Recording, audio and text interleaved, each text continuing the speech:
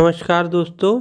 जैसा कि रूस और यूक्रेन के बीच जो जंग का खतरा बना हुआ है, इसे देखते हुए यूक्रेन ने भारत से गुहार लगाई है कि भारत इसमें हस्तक्षेप करे और रूस से शांति वार्ता के लिए बात करे।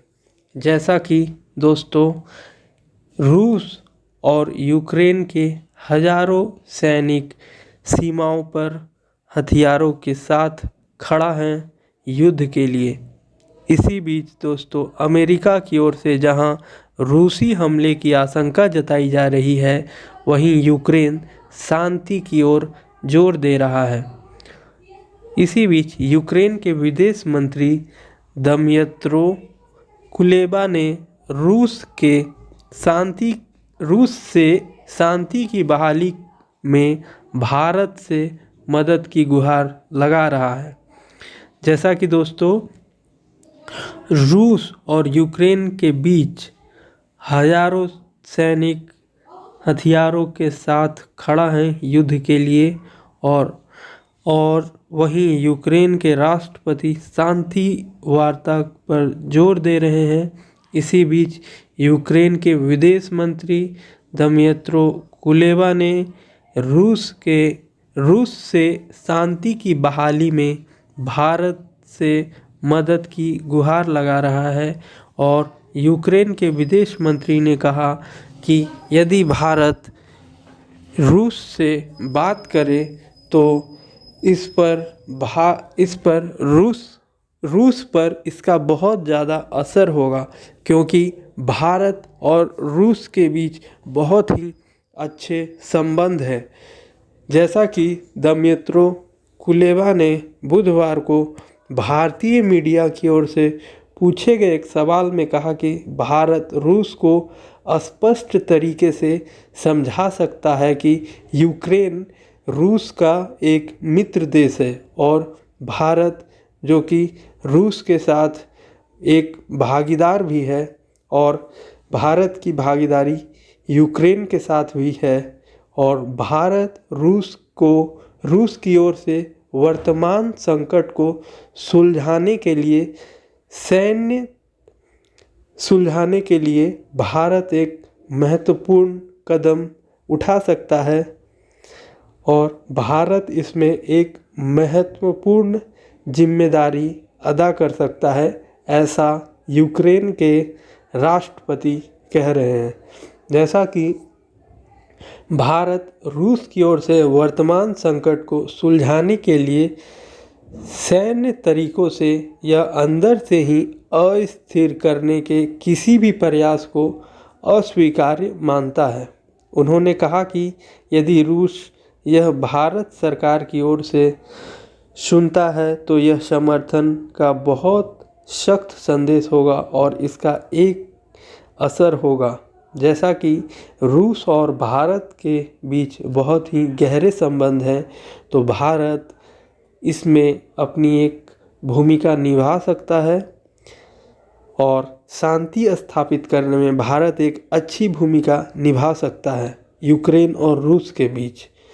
जैसा कि दोस्तों, यूक्रेन के विदेश मंत्री का यह बयान ऐसे समय पर आया है जब भारत ने कूटनीतिक तरीके से ताज़ा हालात के शांतिपूर्ण समाधान का आह्वान किया है। भारत ने सोमवार को संयुक्त राष्ट्र सुरक्षा परिषद में यूक्रेन मुद्दे पर हुई वोटिंग से दूरी बनाए रखी। माना जा रहा है कि भारत इस मुद्दे पर किसी भी पक्ष का समर्थन नहीं करना चाहता है। अगर भारत रूस के पक्ष में वोट देता तो इससे अमेरिका समेत कई पश्चिमी देश नाराज हो सकते थे। वहीं अगर भारत यूक्रेन के समर्थन में वोट करता तो इससे रूस के साथ रिश्तों पर गंभीर असर पड़ सकता था।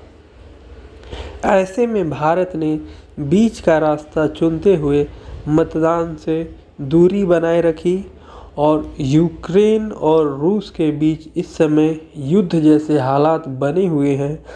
रूस ने अपनी सीमा पर 1 लाख सैनिकों को भारी हथियारों के साथ तैनात किया हुआ है। वहीं यूक्रेन भी अमेरिका और बाकी नाटो देशों के हथियारों को रूसी सीमा पर भेज रहा है। यूक्रेन में भारतीय छात्रों के बारे में पूछे जाने पर यूक्रेन के विदेश मंत्री ने कहा कि हम भारतीय छात्रों के यूक्रेन के जीवन में योगदान की प्रशंसा करते हैं।